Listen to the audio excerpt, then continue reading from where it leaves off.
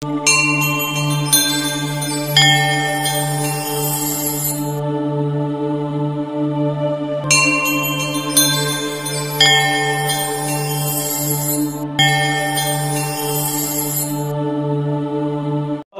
మన సాయి సచరిత్రల శోభాయాత్ర చేసుకున్నాం.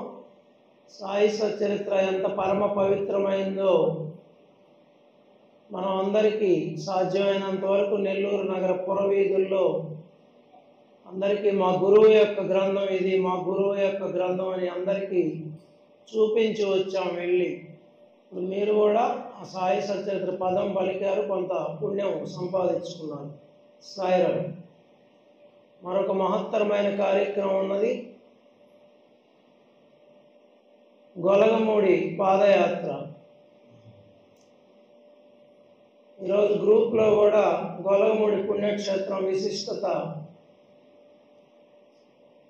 చెప్పడం జరుగుతుందని పెట్టడం జరిగింది. గ్రూప్లో కూడా పాదయాత్ర రేపు ఆదివారమే కాబట్టి మనకి దగ్గరలో ఉన్న మరో షిరిడి గొలగమూడి గురించి బాబా ఏం చెప్పిస్తే అది చెప్పుకుందాం. ఇది నా చేతిలో ఉన్న గ్రంథం అవధూత స్వామి అద్భుత చరిత్ర అని మన మద్దూరి శ్రీనివాసులు గారు రాశారు. వారు బాబా మీద కూడా చాలా పాటలు రాస్తున్నారు. వాళ్ళు జర్నలిస్ట్గా వారు పనిచేస్తారు, సీనియర్ జర్నలిస్ట్ వారు. గొలగమూడి షిరిడి గొలగమూడి. మనం ఇక్కడ నుండి ఇంచుమించు 24 గంటలు ప్రయాణం చేసి షిరిడీకి వెళుతున్నాం. కానీ అక్కడ వాళ్ళు 24 గంటలు ప్రయాణం చేసి గొలగమూడికి వస్తున్నారు. మనకు దగ్గరలో ఉన్నది కాబట్టి మనకంత విలువ తెలియదు చెప్పాలంటే. ఆయన్ని అందరు పిచ్చి వెంకయ్య అన్నారు, సాయిబాబాను కూడా అందరు పిచ్చోడు అన్నారు. పిచ్చోడు అన్నారు నేను సాయిబాబా అని ఒక పాట కూడా ఉంది. మరి ఆ పిచ్చి వెంకయ్య ఈరోజు సద్గురు వెంకయ్య, భగవాన్ వెంకయ్య సప్తవాహనాల్లో ఊరేగుతున్నాడు ఆరాధన మహోత్సవాల్లో. ప్రతిరోజు 2 వాహనాలు తిరుమలలో జరిగినట్టు జరుగుతున్నాయి. తిరుమలలో గరుడు సేవ జరిగినట్టు జరగద్దయ్యా అని చెప్పాడంట. గొలగమూడి తిరునాళ్ళలాగా ఉంటుంది అన్నాడంట. శనివారం పోతే అక్కడ తిరునాళ్ళలాగానే ఉంటుంది. ఎక్కువ తమిళనాడు నుంచి వస్తున్నారు భక్తులు. ఎక్కువ అన్నపు రాసులుగా అన్నదానం చేస్తున్నారు. బియ్యం కట్టలు ఎక్కువైపోయి అవి పాడైపోతాయని వేలం వేస్తున్నారు బియ్యం. కొన్ని 100 టన్నుల బియ్యం అక్కడ నిల్వ ఉన్నది. మొన్ననే ఆలయం ఈవో గారు ఈ మధ్య చిన్న కాంట్రవర్సీ వచ్చి ఆ వివరాలన్నీ తెలియజేశాడు. 200 కోట్ల ఫండ్ ఉందంట గొలగమూడి పుణ్యక్షేత్రానికి. అంటే స్వామివారి మహిమే కదా. షిరిడీలో కొన్ని వేల కోట్లు ఉంది. స్వామివారి మహిమ ఉంటేనే కదా భక్తులంతా అక్కడ దక్షిణలు ఇస్తున్నారంటే. చెప్పాలంటే నెల్లూరు జిల్లాలో ఎక్కువగా అన్నదానం జరిగే పుణ్యక్షేత్రం గొలగమూడి అనే చెప్పుకోవాలి.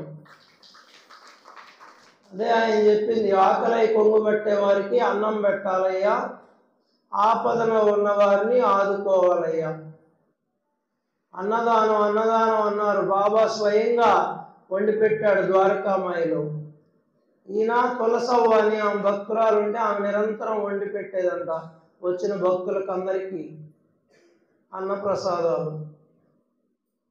ఈ షిరిడి మనకి బాబా చూపించిన సాంప్రదాయం ప్రకారమే గత 20 సంవత్సరాల నుంచి సాయి దర్బార్లో కూడా ప్రతిరోజు పేదలకు అన్నదానం జరుగుతూ ఉన్నది. ఇది కేవలం బాబా దయ. అలాగే గురువారం పేదలతో పాటు భక్తులకు కూడా జరుగుతూ ఉన్నది. మీకు అందరికీ తెలిసిందే, ఇది ఒక మహాయజ్ఞం. ఆ రోజు వాళ్ళు చేశారు, ఇప్పుడు చేయిస్తున్నారు. ఇంకా పోలికలు చెప్పుకుందాం. షిరిడి క్షేత్రానికి గొలగమూడికి ఏం పోలికలు ఉన్నాయో చాలాసార్లు చెప్పుకున్నాను. మరలా ఇప్పుడు సందర్భం వచ్చింది కాబట్టి చెప్పుకున్నాం. సత్సంగం అంటే మంచి మాటలు మళ్ళా మళ్ళా చెప్పుకోవడమే సత్సంగం. బాబా నిరాడంబరంగా జీవించారు. గోని పట్టల మీద పడుకున్నారు. వెంకయ్య స్వామి నిరాడంబరంగా జీవించారు. ఆయన గోచి గుడ్డ కట్టుకున్నాడు కొద్ది రోజులు. ఆయన నేల మీద పడుకున్నారు. బాబా ద్వారకామాయిలో 60 సంవత్సరాలు శరీరంతో ఉండి ఎన్నో లీలలు చేశారు. వెంకయ్య స్వామి వారు గొలగమూడిలో కుటీరంలో ఉన్నారు, చిన్న గుడిసెలో. ఇప్పుడు దాన్ని కుటీరం అంటున్నారు. బాబా ప్రతిరోజు భిక్షాటన చేసేవారు. వెంకయ్య స్వామి ప్రతిరోజు భిక్షాటన చేసేవారు. షిరిడీలో దక్షిణ ముఖం ఆంజనేయ స్వామి గుడి ఉన్నది, సమాధి మందిరం పక్కనే. ఇక్కడ సమాధి మందిరం పక్కనే దక్షిణ ముఖం ఆంజనేయ స్వామి గుడి ఉన్నది. ఆయన శరీరంతో ఉండంగానే సమాధి మందిరం కట్టించుకున్నాడు. ఆయన పోతూ వస్తూ సూచనలు కూడా ఇచ్చేవాడంట బాబా సమాధి మందిరం నిర్మాణానికి. ఈయన కూడా వెంకయ్య స్వామి జీవించి ఉండగానే సమాధి మందిరం కట్టించుకున్నాడు. ముందుగానే ఏర్పాటు చేసుకున్నారు సమాధికి మందిరాలు. ఆయన అగ్నిహోత్రం నిర్వహించారు. నిరంతరం ప్రతిరోజు అగ్నిహోత్రం చేశారు బాబా. వెంకయ్య స్వామి ప్రతిరోజు అగ్నిహోత్రం చేశారు. ఇప్పటికీ షిరిడీలో గొలగమూడిలో అగ్నిగుండాలు ప్రజ్వలితూనే ఉన్నాయి, అఖండంగా, అఖండ ధుని.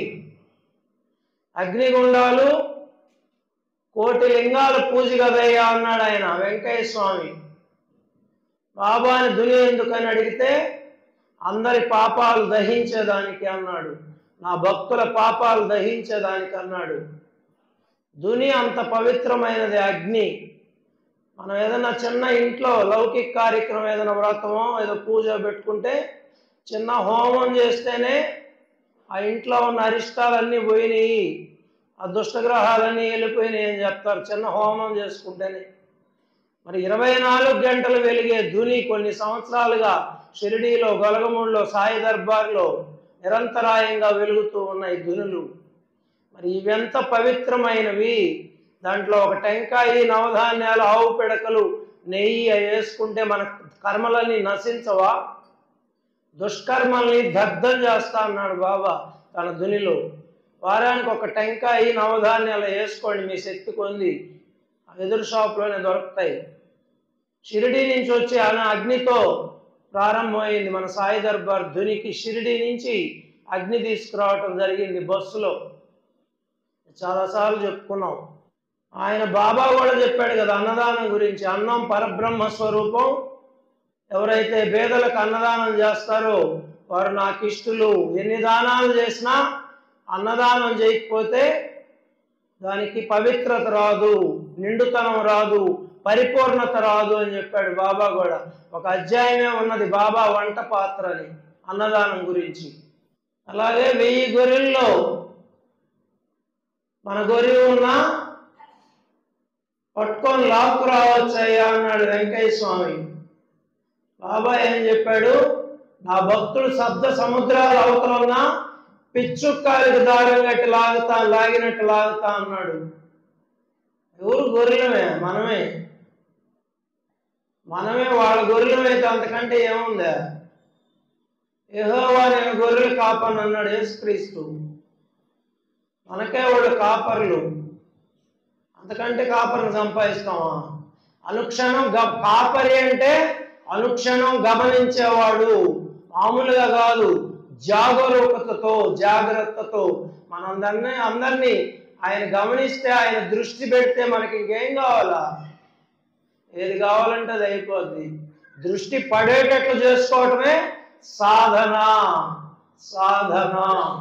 మైసూర్ మహారాజు కనిపిస్తే మనకేమొస్తుంది? మనం చేసుకున్నదే కదయ్యా మనకు వచ్చేది అన్నాడు వెంకయ్య స్వామి.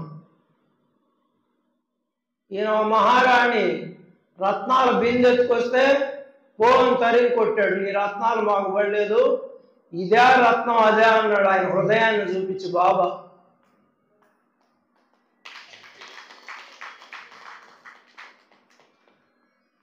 ఆమె భిక్షగత్తెలాగా తిరిగి వెళ్ళిపోయింది అని రాశారు సాయి లీలామృతంలో. ఒక మహారాణి రత్నాల బిందెత్తుకొచ్చింది, తరిగి కొట్టాడు బాబా, నీ రత్నాలు ఎవరికి కావాలని.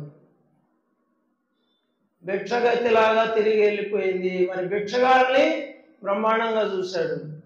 మైసూర్ మహారాజు కనిపిస్తే మనకేమొస్తుందంటే, ఇప్పుడు ఎవరు మహారాజులు? ఆ రోజుల్లో మైసూరు మహారాజులు సంస్థానాలు ఉన్నాయి, మహారాజులు ఉన్నారు. ఇప్పుడు లేరు మహారాజులు.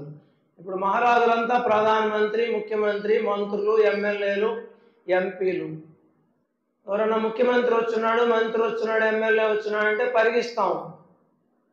సాయిబాబా గుళ్ళో కార్యక్రమం ఉందంటే మళ్ళా చూసుకోవచ్చు, రేపు బావచ్చు అనుకుంటారు ఎక్కువ మంది. ఇక్కడ వస్తుందా ఫలితం, అక్కడ వస్తుందా? నేను అనుభవించి చెప్తున్నాను. ఒక పని కానీ, ఒక సమస్య కానీ, కలెక్టర్తో పని ఉందనుకోండి, మనకి కలెక్టర్ చుట్టూ 50 సార్లు తిరిగే కంటే బాబా చుట్టూ 10 సార్లు తిరిగితే ఎవరో ఒకరు వచ్చి కలెక్టర్ దగ్గర ఆ పని మనకు చేయించి పెడతారు, మనం తిరిగే పని లేకుండా. మైసూర్ మహారాజు, మంత్రులు వాళ్ళ దగ్గర పలుకుబడి ఉంటే ఏమొస్తుంది మనకి? ఏమొస్తుందా? తిప్పుకుంటా ఉంటారు వాళ్ళు. ఏదైనా పని ఉంటే తిప్పుకొని ఎప్పటికో చేసి పెడతారు. ఒక్కోసారి చేస్తారు, చేయరు కూడా. చేసుకుంటే ఇక్కడ ఏం రాశారు తర్వాత పదం, మనం చేసుకున్నదే కదయ్యా మనకు వచ్చేది. మనం చేసుకుంటే ఆ మంత్రి పిఏ రోడ్డు మీద మన గుడికి రప్పిస్తాడు. ఈయన జరిగినాయి అట్ట ఎన్నో సంఘటనలు. ఒకసారి పండక్కి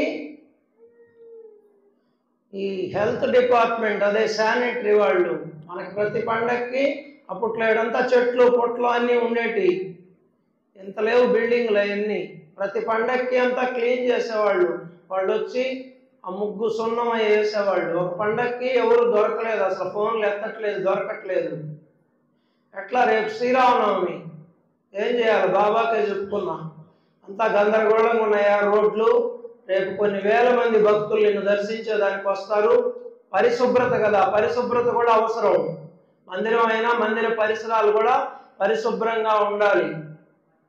అప్పుడే ఒక భావన కలుగుతుంది, భక్తి భావన వచ్చిన వాళ్ళకి.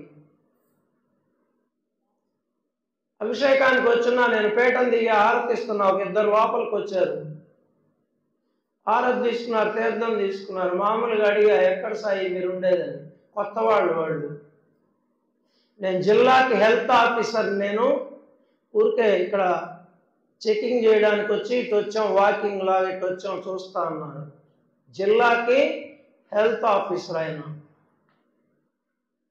చెప్పాం రేపు శ్రీరామనవమి ఎవరు ఇక్కడ దొరకట్లేదు సాయి అంటే, అప్పటికప్పుడు ఫోన్లు చేసి ఇమీడియట్గా సాయంత్రానికన్నీ రోడ్లన్నీ క్లీన్ అయిపోయినాయి, తుమ్మ చెట్లన్నీ నరికేశారు, సున్నం వేసేశారు, ఆగ మేఘాల మీద జరిగిపోయినాయి పనులన్నీ. ఎవరు రప్పించారు ఆయన్ని? ఎవరు రప్పించారు? బాబాని పట్టుకుంటే మైసూర్ మహారాజు అయిన అక్కడికి వచ్చిపోతాడు సాయి. వచ్చిపోయిలా గొలవముడికి కూడా వచ్చారు, షిరిడీకి కూడా వచ్చారు మహారాజులు, సాయి దర్బార్కి కూడా వస్తారు. పూర్తిగా నువ్వేనయ్యా, నువ్వే దిక్కు మాకని ఆధారపడితే, మంచినీళ్ళు తాగేటప్పుడు కూడా ఈ నీళ్లు నీ దయ వల్ల తాగుతున్నాను, ఈ గ్లాస్ పట్టుకోగలుగుతున్నాను, ఎత్తి పోసుకోగలుగుతున్నానంటే నీ దయ, ఈ నీళ్ళు ఇచ్చింది నువ్వు అని అనుకోగలిగితే అప్పుడు ఆయన అనుగ్రహం మన మీద కుండపోతగా వర్షిస్తుంది. మంచినీళ్ళు తాగేటప్పుడు కూడా సాయిని స్మరించగలిగితే ఇంకా నిత్యం సాయి స్మరణే కదా, క్షణక్షణం సాయి స్మరణే కదా. సాయి ఊసే సాయి దేశే, లేదు ఇక వేరే బాట అన్నాడు శరత్ బాబూజీ గారు. సాయి ఊసే సాయి ధ్యాసే, లేదు ఇక వేరే బాట, ఎవరు కన్నది ఎవరు విన్నది ఎవరికున్నది ఇంత శక్తి, ఓ మహితాత్మ సాయి. మహితాత్ముడు ఆయన, మామూలు మహితాత్ముడు కాదు, మహామహితాత్ముడు ఆయన. ఆయన అనుకుంటే కానిదేముంది? అందుకని చేసుకోవాలా, మనం చేసుకున్నదే మనకి తిరిగి వచ్చేది. ఎన్నోసార్లు చెప్పుకున్నాం. దాన్నే కర్మ అంటారు. కర్మ కర్మ. ఏదైనా కష్టం వస్తే కర్మ కర్మ అంటాం మనం. అంటే మనకు తెలియకుండానే మనకు తెలుసు సత్యం, దాన్ని అర్థం చేసుకోలేకుండా మర్చిపోతున్నాం. కర్మ కర్మ అంటాం. అంటే మనం ఎక్కడో చేసుకున్నాం కర్మ, ఈ కష్టం వచ్చిందని మనకు తెలియకుండానే వచ్చేసి కర్మ కదా ఇది వచ్చిందంటే నాకని అనుకుంటున్నావా లేదా? అదే కర్మ. మంచి కర్మలు చేసుకోవాలి. బాబా దగ్గర ఉంటే అన్ని మంచి కర్మలు ఆయన చేయిస్తాడు మనలో ఉండి. పావులా దొంగిలిస్తే 10 రూపాయల బాతులయ్యా అన్నాడు. ఈయన చెప్పాడు, ఆయన చూపించాడు. శ్యామ 2 రూపాయలు దాచిపెడితే 6 నెలల తర్వాత దొంగలు పడి శ్యామ ఇంట్లో అంతా దోచుకొని పోయినారు మొత్తం. నా ఇంట్లో దొంగలు పడ్డారని ద్వారకామాయికి వస్తే, ఒరే నాది 2 రూపాయలు పోయి చాలా రోజులు అయిందిరా, నా సంగతే నేను చూసుకోలేకున్నా, నీ సంగతి నేనేం చూసేదిరా అన్నాడు. దేవుడి సొమ్ము కానీ మనుషుల సొమ్ము కానీ అన్యాయంగా అక్రమంగా అధర్మంగా దొంగిలిస్తే అంతకంత పోద్ది, ఏదో ఒక రూపంలో పోద్ది. దానికి తగ్గ శిక్ష కూడా అనుభవించాలి. అది దేవుడి సొమ్ము కానీ పరుల సొమ్ము కానీ ఇతరుల సొమ్ము కానీ ఎవరైనా మోసం చేసి తీసుకున్నా కానీ అది దీని అర్థం. పావలా దొంగిలిస్తే 10 రూపాయలు బాతులయ్యా. మన నెల్లూరు భాష కాబట్టి మనకు సులభంగా అర్థమైపోతుంది. ఎక్కువ మంది జబ్బులు ఉండేవాళ్ళు 40 రోజులు అట్టు ఉంటారు సాయి గొలవముడిలో. వ్యాధులు బాగు చేస్తాడని స్వామికి బాగా పేరు. ఎక్కువ అక్కడ రాత్రులు అక్కడ నిద్రించే వాళ్ళంతా 40 రోజులు అట్లా ఉంటారు. ఎక్కడెక్కడో పల్లెల నుంచి వచ్చి ఆ జబ్బులు. మన ఒక ఆయన వచ్చారు అన్నదానానికి, వాళ్ళది ఎక్కడో వైజాగ్ అంట. వాళ్ళ భార్యకి బాగలేకపోతే వచ్చారంట గొలవముడికి. మూలాపేట వెంకయ్య స్వామి గుళ్ళో కలిశారు నాకు. నేను బాబా ఫోటో ఇచ్చి మనం మా సాయి దర్బార్కి కూడా రండి సాయి అని పిలిస్తే ఒక గురువారం వచ్చారు.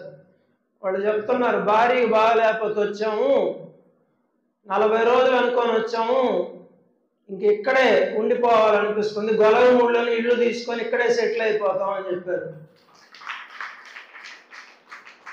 అంటే వాళ్ళకి వచ్చిన జబ్బు కూడా మంచికే, లేకపోతే గొలవముడిలో నివాసం ఎట్టొస్తుంది వాళ్ళకి, అది అక్కడ మనం ఆలోచించుకోవాల్సింది.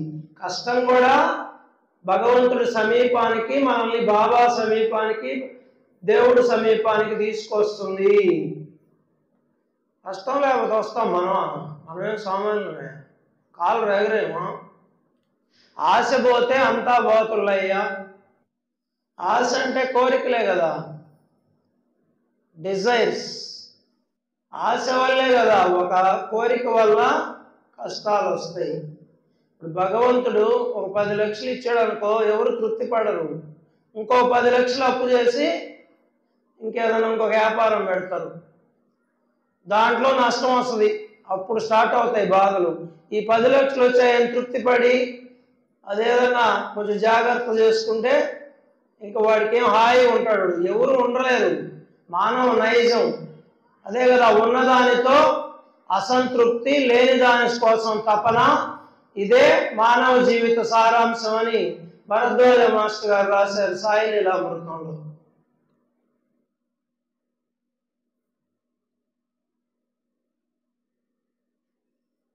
ఆశ పోతే అంతా పోతున్నాయంటే అన్ని కష్టాలు పోతాయని, మనశ్శాంతి ఉంటుంది ఆశ పోతే.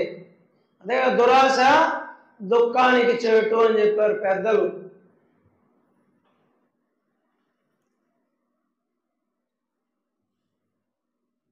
చెప్పేదేముందయ్యా, చూసి నేర్చుకునేదే కదయ్యా. బాబా చరిత్రలో కూడా ఉంది, ఎన్నో సద్గ్రంథాలు ఇవ్వలేని జ్ఞానాన్ని సద్గురువు ఇవ్వగలడు. సద్గురువు ఆయన సమీపంలో కూర్చొని ఆయన్ని గమనిస్తుంటే చాలు. మనం ఎన్నో గ్రంథాలు చదివినా, ఎన్ని సత్సంగాలు విన్నా ఇవ్వలేని, మనకి రాని జ్ఞానం ఒక సద్గురు సమీపంలో సేవ చేసుకుంటే వస్తుంది. అదే కదా, చెప్పేదేముందయ్యా, చూచి నేర్చుకునేదే కదయ్యా. వాళ్ళని చూసి మనం నేర్చుకోవచ్చు. అంటే వాళ్ళ నడవడిక, నిద్ర లేస్తే వాళ్ళు ఎట్లున్నారు, ఏమి చెప్తున్నారు అంటే వాళ్ళ సన్నిధి.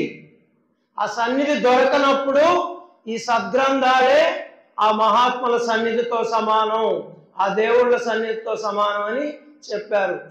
సద్గురువులు మనకు దొరకనప్పుడు, సేవ చేసుకునే శక్తి మనకు లేనప్పుడు, సజీవంగా ఉన్న సద్గురువులను సేవించడం అంటే సామాన్యమైన విషయం కాదు.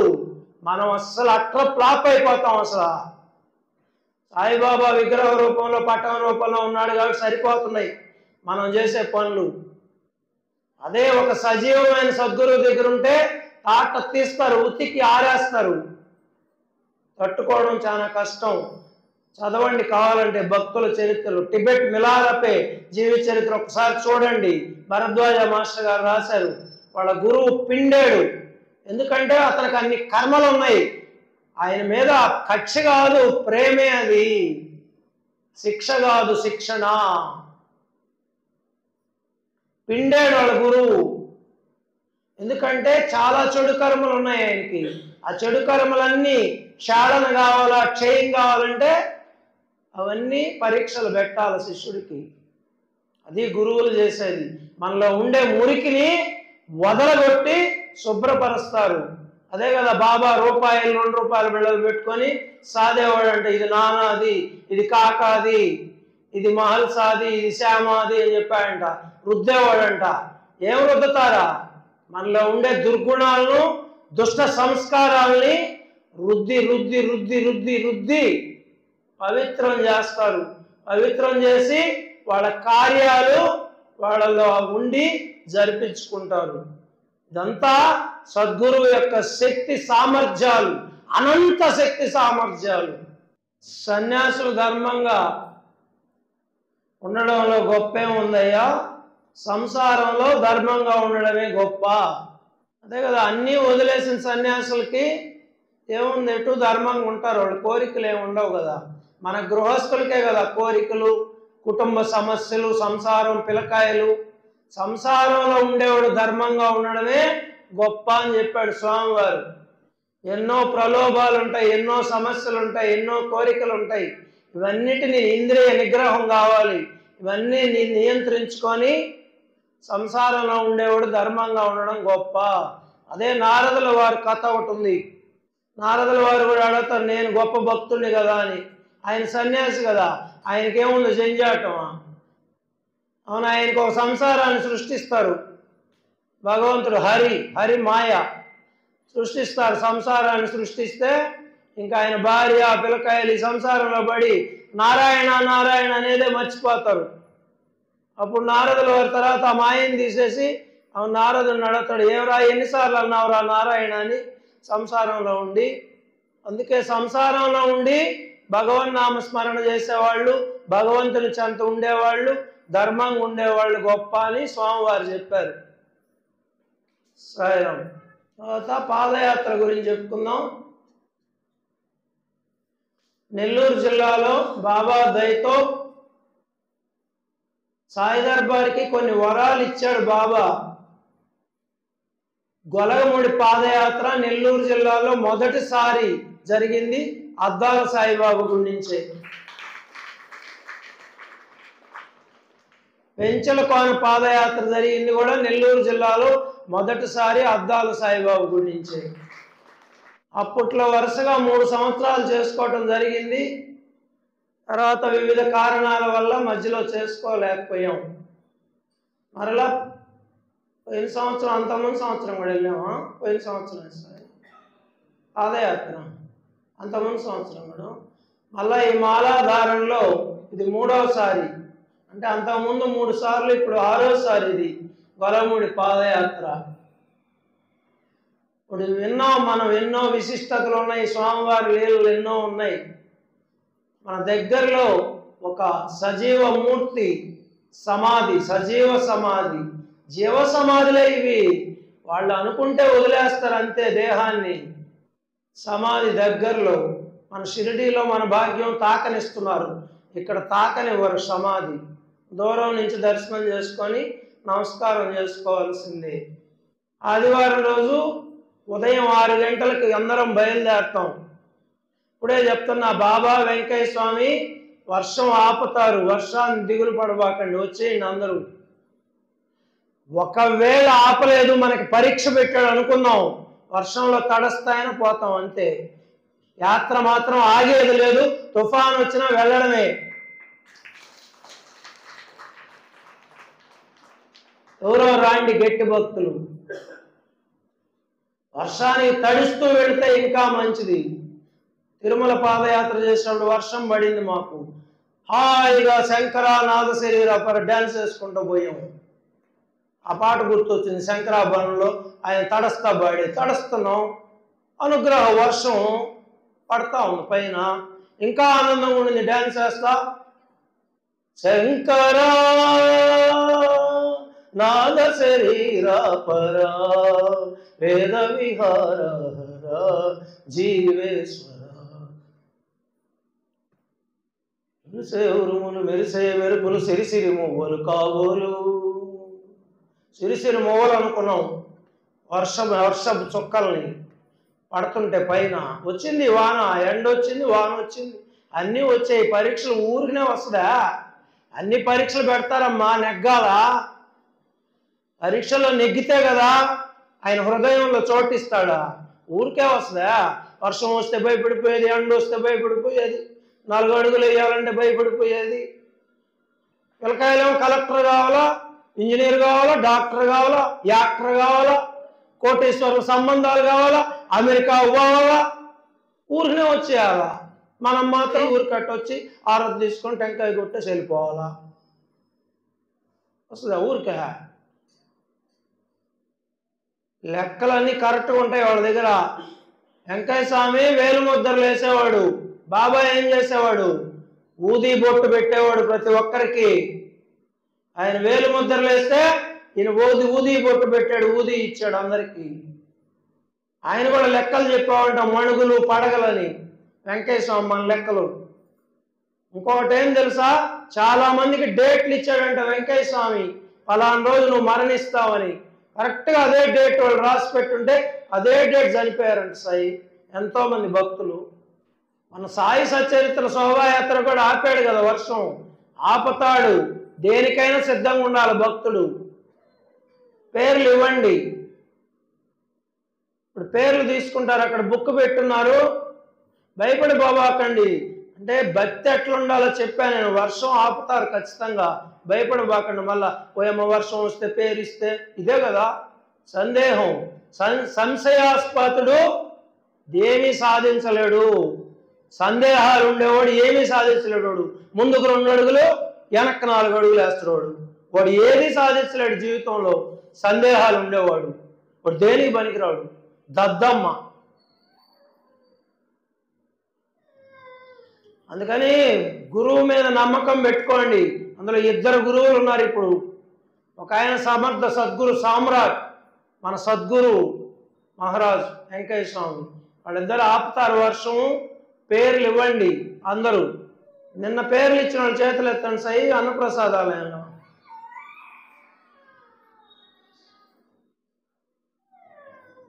ఇంకా చాలా మంది ఉన్నారు. పాదయాత్రకి రండి, పుణ్యం చేసుకోండి. ఆ కాళ్ళు పుణ్యం చేసుకొని ఉండాలి రావాలంటే. కమలాక్షను అర్చించు కర్మలు కర్మలు, శ్రీనాథు వర్ణించు జెహో జెప్ప, సురరక్షకుని చూడ్కులు చూడ్కులు, శేషసాయికి మొక్కు శిరము శిరము. ఆ కాళ్ళు పుణ్యం చేసుకొని ఉండాలి, ఆ చేతులు పుణ్యం చేసుకొని ఉండాలా, ఆ నాలుగు పుణ్యం చేసుకొని ఉండాలా. చెప్పడం మా ధర్మం, వినకపోతే నేను చెప్పను కొరవ. నాకు ఇచ్చిన సేవ నేను చెప్తున్నా, అవకాశాన్ని అందుకోండి. మళ్ళీ ఎండ వచ్చేస్తుంది, అందరికీ చెప్తున్నాను. సచరిత్ర శోభాయాత్ర మనం తక్కువ టైం చేసుకుంది. టౌన్లో గొలగమూడి 12 కిలోమీటర్లు ఉంది, 3 గంటలు పడుద్ది. మధ్యలో టిఫిన్ కాగతాం ఒక అరగంట సేపు, 3.5 గంట 4 గంటలు ఖచ్చితంగా పడుద్ది టిఫిన్ బ్రేక్ తోటే. అందుకని 6 కల్లా ఇక్కడ బయలుదేరాలా. 6 గంటల కల్లా వచ్చేసేయండి మందిరం వద్దకు. అందరూ వచ్చేవాళ్ళు పేర్లు ఇవ్వండి సార్ అక్కడ. ఎందుకంటే దారిలో టిఫిన్ ఏర్పాట్లు చేయాలి. టిఫిన్ ఎంతమందికి అనేది తెలియాలి కదా మాకు. టిఫిన్ ఏర్పాట్లు, దారిలో టిఫిన్ ఉంటుంది.